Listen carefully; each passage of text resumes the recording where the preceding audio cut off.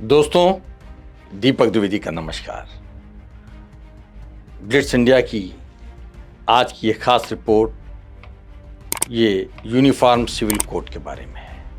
हम आपको बताएंगे कि आखिर क्या है uniform civil code. Uniform civil code UCC का मतलब है भारत में रहने वाले हर नागरिक के लिए एक समान कानून होना, चाहे वो नागरिक किसी भी धर्म या जाति का क्यों ना हो।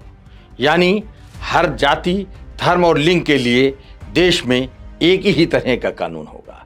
यूनिफॉर्म सिविल कोड कानून लागू होने पर विवाह, तलाक, बच्चे को गोद लेने और संपत्ति के बंटवारे जैसे विषयों में सभी नागरिकों के लिए एक जैसे नियम और कानून होंगे। भारत में सबसे पहले उत्तराखंड राज्य में यूनिफॉर्म सिविल कोड का कानून बनाकर राज्य भर में उसे लागू किया गया है। यूनिफॉर्म सिविल कोड यानी हिंदी में से समान नागरिक संहिता कहा जाएगा। हालांकि आज भारतवर्ष में अनेक धर्मों के लोग रहते हैं, लेकिन यूसीसी एक धर्मनिरपेक्ष कानून है जो सभी धर्म और जातियों के निजी रीति रिवाजों और कानूनों से ऊपर है। एक देश, एक विधान और एक संविधान की मूल भावना का ये एक लिखित प्रारूप है। यूनिफॉर्म सिविल कोड यानी यूसीसी। समान नागरिक संहिता का साफ और स्पष्ट नियम यह है कि भारत में रहने वाले हर एक नागरिक के लिए एक समान कानून होना चाहिए। अब हम आपको बताते हैं इसकी संवैधानिक स्थिति के बारे में। भारतीय संविधान के अनुच्छेद 44 के तहत यूनिफॉर्म सिविल कोड लागू करना हर राज्य की आवश्यक जिम्मेदारी है। विभिन्न धर्मों के अलग अलग कानूनों से न्यायपालिका पर बोझ बढ़ रहा है। समान नागरिक संहिता के लागू होने से अदालतों में वर्षों से हिल गए, फंसे हुए और लंबित मामलों के फैसलों का निपटारा जल्दी होगा। एक समानता से देश में एकता बढ़ेगी और जिस देश के नागरिकों में एकता होती है वो देश तेजी के साथ विकास के रास्ते पर आगे बढ़ता है। समान नागरिक संहिता के लागू होने से वोट बैंक और तुष्टीकरण की राजनीति का समापन होगा। यूसीसी के लागू होने से भारत में महिलाओं की स्थिति में और ज़्यादा गुणात्मक सुधार होगा। आज उत्तराखंड यूसीसी लागू करने वाला देश का पहला राज्य बन गया है। अब इस राज्य में हर धर्म के विवाह, तलाक, भूमि, संपत्ति और विरासत के मालिकाना हक का एक जैसा बराबर कानून होगा। उत्तराखंड का ये कानून मुस्लिम धर्म की बहुविवाह और हलाला जैसी प्रथाओं पर रोक भी लगाएगा। इस कानून के बाद से उत्तराखंड में शादी के बारे में सभी धर्मों के लिए सिर्फ एक ही यूसीसी कानून होगा। यूसीसी के इस कानून में लिव इन रिलेशनशिप के लिए भी कानूनी प्रावधान किया गया है। अब लिव इन रिलेशनशिप में रहने वाले सभी जोड़ों को एक निश्चित फॉर्मेट में जानकारी देकर अपना रजिस्ट्रेशन भी कराना होगा। चाहे वे राज्य के निवासी हैं या नहीं, पहले से लिव इन रिलेशनशिप में रह रहे लोगों को भी अपना रजिस्ट्रेशन सरकारी तौर पर कराना होगा। इस कानून की खास बात यह है कि लिव इन में रहने वाले लोगों की सूचना उनके माता पिता को अब सरकार द्वारा दी जाएगी। लिव इन रिलेशनशिप समाप्त होने पर महिला को गुजारा भत्ता भी दिया जाएगा। ये गुजारा भत्ता अगर आपसी समझौते से नहीं होगा तो इसका निर्धारण कोर्ट करेगा। अब लिव इन रिलेशनशिप से पैदा हुआ बच्चा वैध माना जाएगा। ये बच्चा दोनों की संपत्तियों का उत्तराधिकारी भी होगा।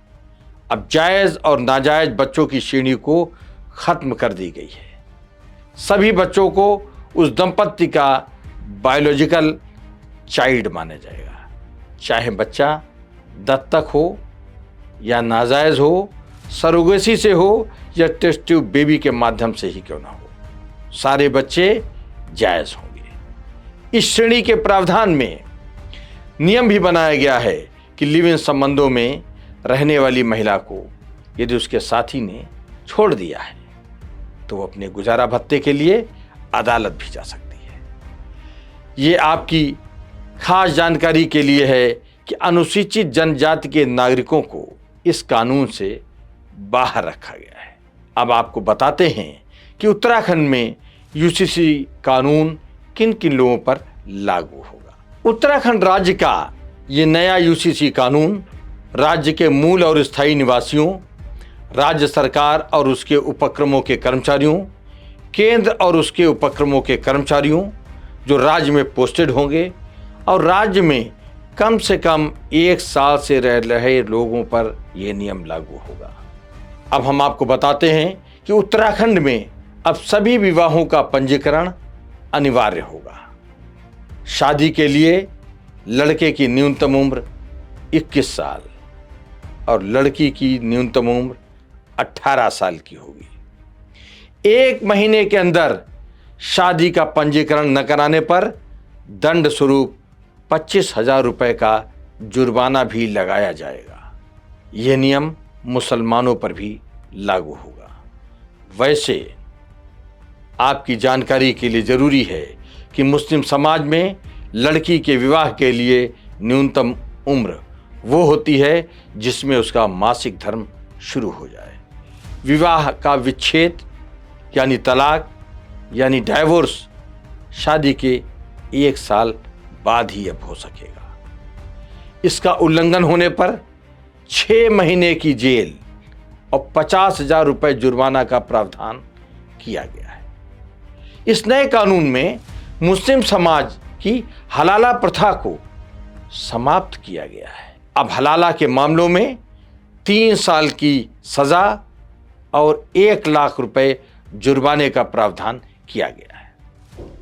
नए कानून में बेटियों को बराबरी का हक मिलेगा। किसी भी धर्म के विवाह अनुष्ठानों यानी सेरेमनी पर रोक नहीं है, यानी हर धर्म के लोग अपनी परंपराओं के मुताबिक शादी का जश्न मना सकते हैं। अब हम आपको बताना चाहेंगे कि आपकी शादी किन किन रिश्तेदारियों में नहीं हो सकती है। इस बात का प्रावधान कानून में किया गया है। इस कानून में प्रतिबंधित नातेदारी की लिस्ट भी शामिल की गई है। इसमें महिला और पुरुष की 37 श्रेणियों को शामिल किया गया है, यानी सूची में दर्ज रिश्तेदारियों में आपकी शादी अब नहीं हो सकती है। इस कानून में महिलाओं की दूसरी शादी पर कोई रोक नहीं है। बहुविवाह पर पूरी तरह से रोक है। भारत में इस कानून के बनने से पहले दुनिया के अनेक देश ऐसे हैं जहां पर यूसीसी पहले से ही लागू है। इन देशों में सऊदी अरब, तुर्की, Indonesia, Nepal, France, Azerbaijan, Germany, Japan और कनाडा जैसे अनेक देश शामिल हैं। आपकी जानकारी के लिए जरूरी है कि यूसीसी का ये कानून एक विशेषज्ञ समिति की रिपोर्ट के आधार पर बनाया गया है। इस समिति की अध्यक्ष सुप्रीम कोर्ट की पूर्व जज न्यायमूर्ति रंजना प्रकाश देसाई थी। इस समिति का गठन 27/5/2022 को किया गया था। इस समिति ने सभी धर्मों के लोगों के साथ 43 बैठकें की। समिति के सामने आए विषयों पर विचार विमर्श के लिए 72 बैठकें आयोजित की गई।